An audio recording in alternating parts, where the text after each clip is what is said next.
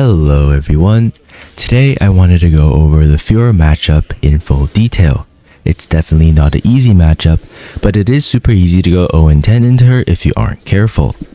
The main thing about fighting Fiora as Yone is that you should actually want to be more passive and play slower instead of the aggressive all-ins and running people down that we are used to in certain matchups. This is mainly because her Q has a lower CD and the fact that her passive is constantly allowing her to outspace you, take extended trades, and all while healing her. Generally, Yone struggles against duelists because our advantage of running people down during CDs isn't as effective. Against Fiora, it's mainly utilizing your Eve movement speed and dash to deny her passive. Anyways, let's get into the game. Thanks for watching, make sure to like and subscribe. Love you all. For runes, I generally like bone plating and shield bash against her. I take this against almost every duelist and counter matchup like Jax, Set, Riven, etc. For summoner, I'm taking Ignite only because exhaust CD is really annoying and they usually take Ignite, so it feels like shit being down a summoner spell. If you do take exhaust however, I recommend building more reminder after shield bow unless she is super up behind, because Fiora is also a split pusher, so the grievous wounds provide more value than LDR in the 1v1, and probably the chances are you're the one matching her. Now, I do have to admit, neither of us played it perfectly, but I'll try to break down everything including other possible ways both sides could have played it. Finally, the video might be super technical and even boring at times, but I promise you, if you finish watching the whole thing, you'll definitely learn a ton on the matchup. Level 1, we always take this bush, and it doesn't matter which side you're on, you always want to take the first bush. This is because she will always go in this bush, and if you just give it up, it can be really annoying to deal with, but if you play it well, you can get a decent advantage.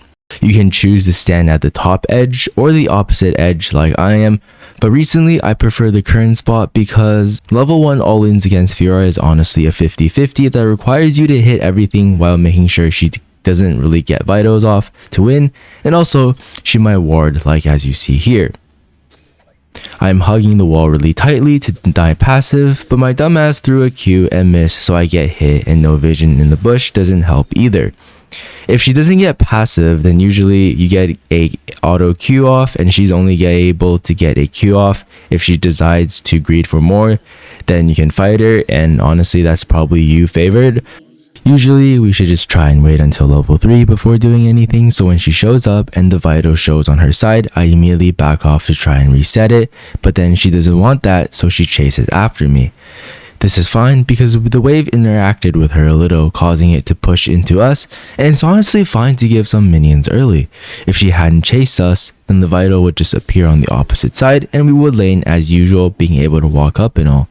It's important to drag it off because you wouldn't be able to touch the wave without losing a huge chunk of your HP, and the Q is not easy to hit after she uses Q due to the extra movement speed. In some cases, they might even try to run you down if you're not in a healthy state. After Vital reappears, we can start to last hit and CS.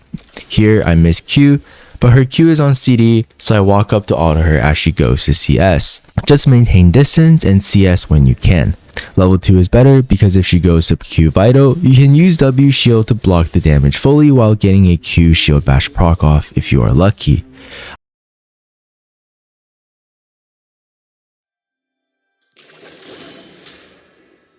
I don't recommend queuing into her at level 2 because you never know if she has W, but here I'm super close to level 3 and I anticipated it, so I began to move sideways right after using my Q3.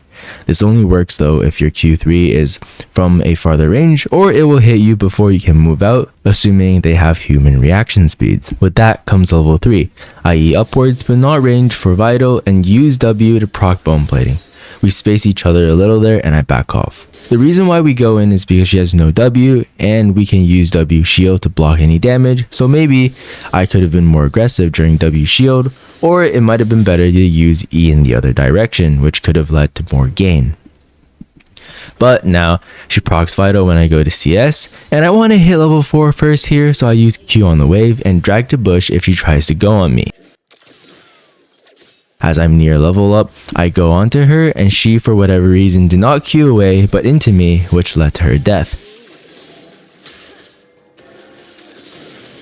I flash Q and waste flash, but luckily she dies to the ignite burn. The hardest part of the matchup is over just like that. If you want, you can also get 4 daggers to make sure you keep your lead, but I'm sticking to 3 and some refills. Coming back, the wave is slow pushing into us and Fiora zones us off the cannon.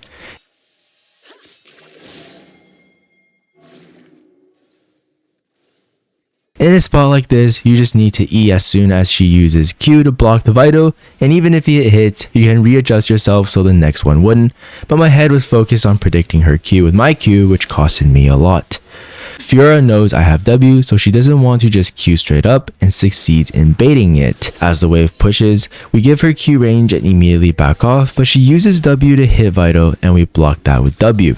The reason why you don't just W here is because if she is too close, then she will hit us before the shield goes through, sort of like blocking Akali's Q. You need to use W right before her Q range. Watching this replay, I realized that I missed a lot of opportunities to block Vital with my E.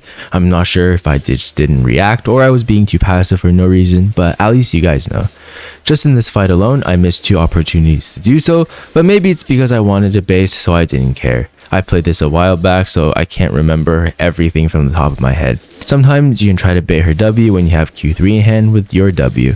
Here, I finally blocked her Vital. I could have used E a bit closer to her, but as you can see, we immediately get a favorable trade, and just backing off when we have no means of dealing with her Vital.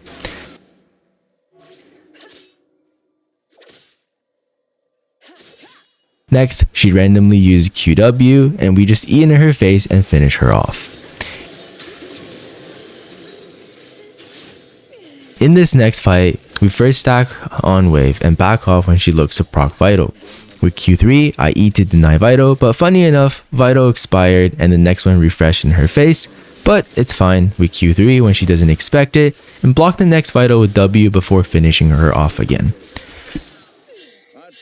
With Bork now, seeing Lee Sin come, I try to use Q3 backwards to bait her W, but she doesn't fall for it and all ends me.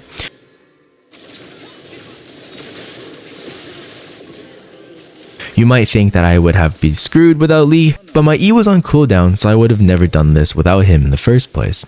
Lane continues for a while until I was so certain she would use W on my Q3, I just did the standard Q flash combo, but bro somehow just tries to Q away and I die after.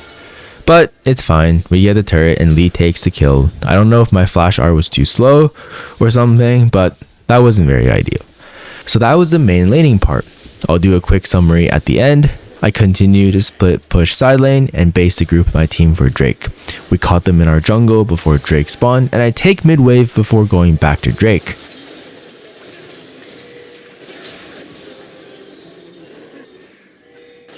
Knowing that they will come to Udyr's bot side, since his camps are up, we wait for them.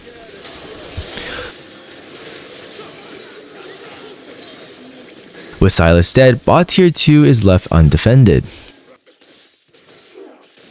I expected Yonara to be topside, but she ended up coming for me instead.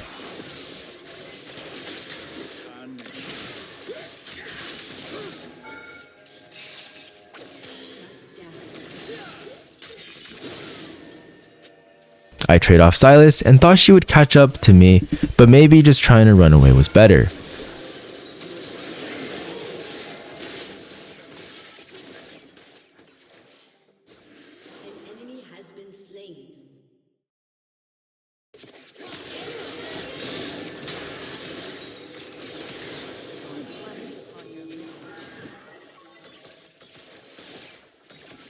I'm still going Mortal Reminder here because everyone on their team heals except for ADC, and no one has built it on my team. More fights happen near Baron, and we ultimately take it with our overwhelming lead.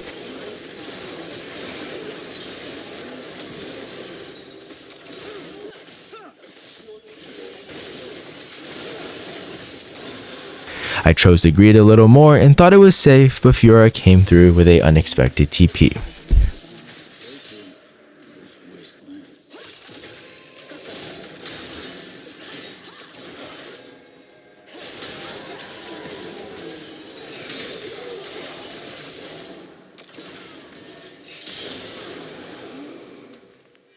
Finally, we close the game out with an epic 2v2.